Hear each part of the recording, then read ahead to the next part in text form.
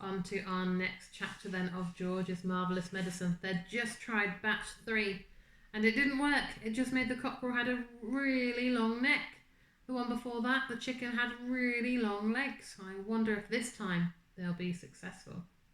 Marvellous Medicine number 4.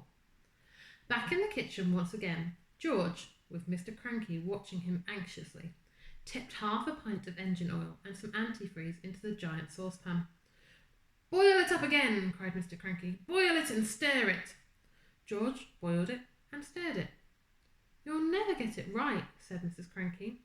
"Don't forget, you don't just have to have the same things, but you've got to have the same amounts of those things. And how can you possibly do that?" "You keep out of this," cried Mr. Cranky. "We're doing fine. We've got it this time. You see if we haven't." This was George's Marvellous Medicine number 4.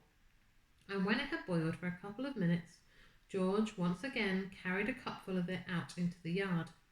Mr. Cranky ran after him. Mrs. Cranky followed more slowly.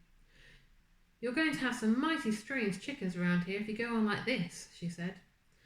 "Dish it out, George," cried Mr. Cranky.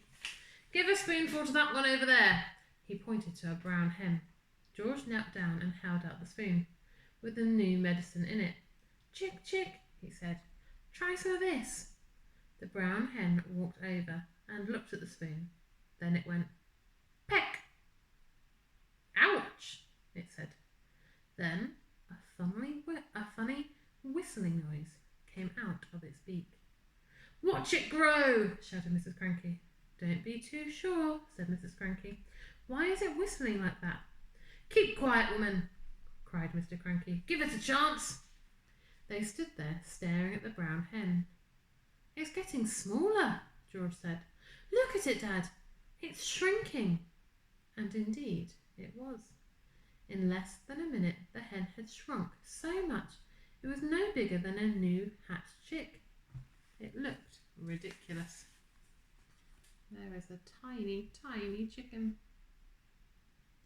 And that is the end of that chapter. So batch number 4 didn't work either.